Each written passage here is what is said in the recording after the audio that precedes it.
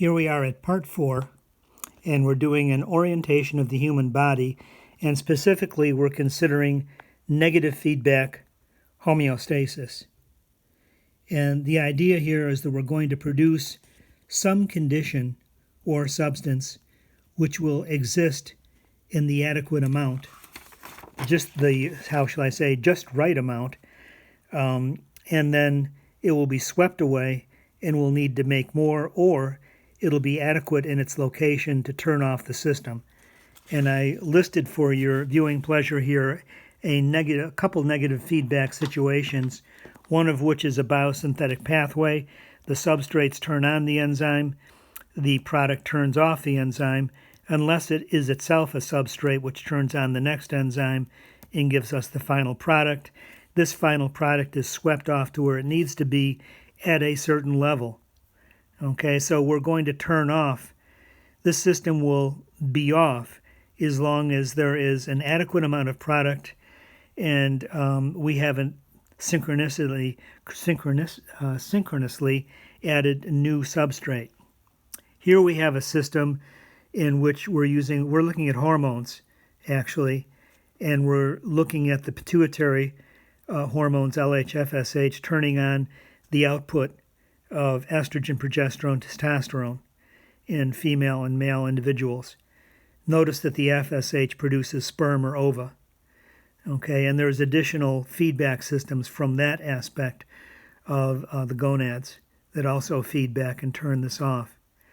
Okay, so this is a nice system. I likened it to a central heating system or a central air conditioning system, either way.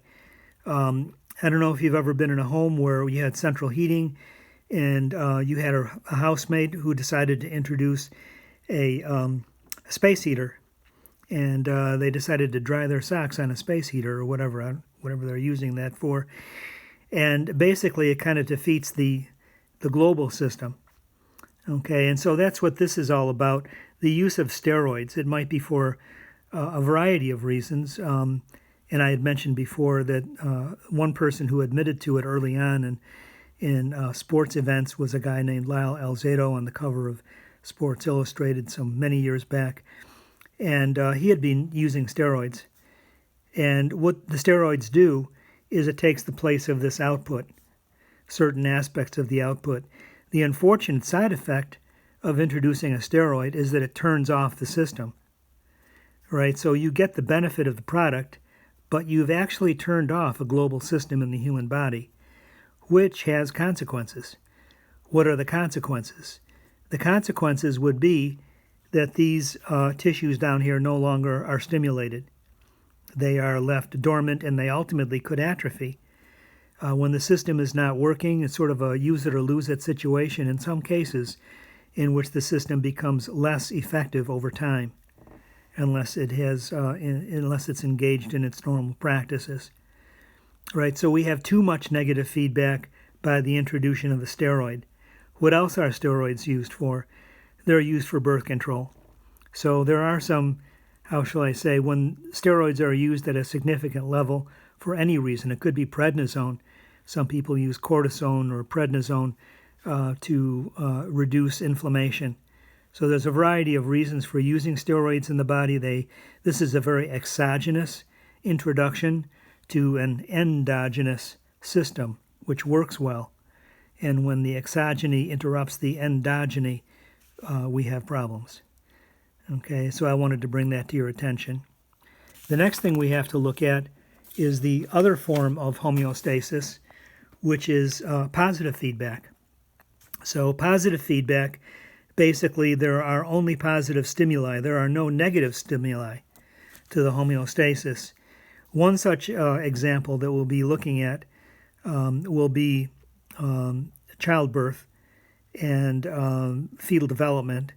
The fetus is inside the uterus. I've made this stick diagram here of the fetus hooked up to his or her placenta, and we're inside the uterus, which is a very muscular organ.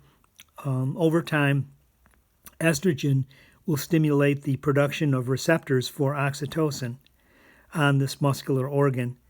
And at a certain point, if there's no exogenous intervention from a surgeon or an OB-GYN doc, the fetus itself will stimulate the first actually true contraction somewhere out when progesterone levels are beginning to decline and estrogen is remaining high.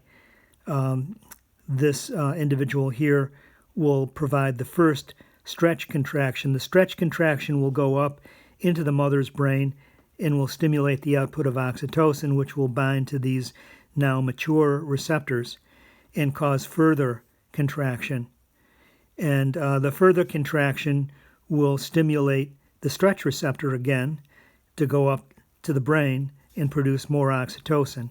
So you can see how things might start slowly with a mild contraction spaced out by a certain amount of time, and then subsequent events bring about stronger contractions, and they're occurring at shorter intervals, shorter and shorter intervals, until finally there is major contractions happening every so often at a fairly rapid pace. So this positive feedback, it's sort of like Ravel's Bolero. It's sort of like a building, sort of a raga building kind of musical theme here, in which the music gets louder and it gets faster in its tempo. And eventually what ends the homeostatic system's process is, in this case, childbirth. So the child is born.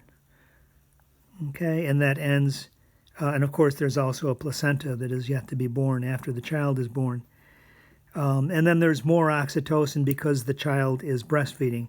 Hopefully the child is not wrested from the mother's arms, but in fact placed on the mother's belly and then rooting at the mother's breast and actually breastfeeding, because breastfeeding stimulates oxytocin as well.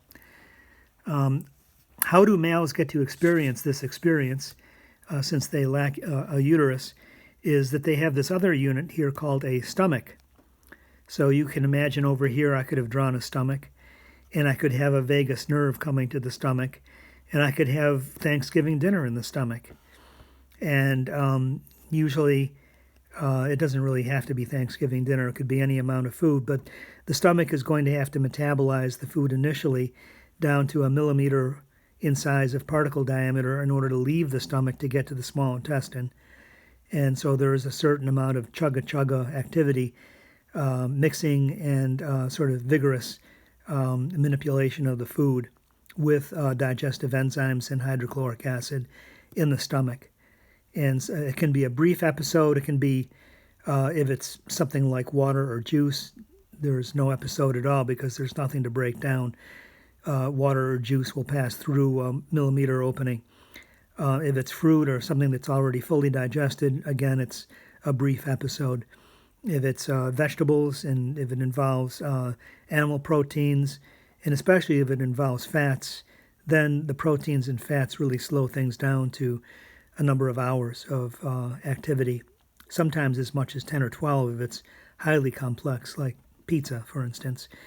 Then, in fact, the stomach is going to have to do a lot of chugga-chugga. But ultimately, it's the same system. It's we're going to get a positive feedback homeostasis. The food can't make it through the 1 millimeter opening. It gets refluxed back up into the stomach for further consideration. And as long as there's food in the stomach will feel the tension and the stretch of the food, and there's going to be more vagal stimulation. And there's also an enzyme, or rather a hormone involved called gastrin, which will continue to be released.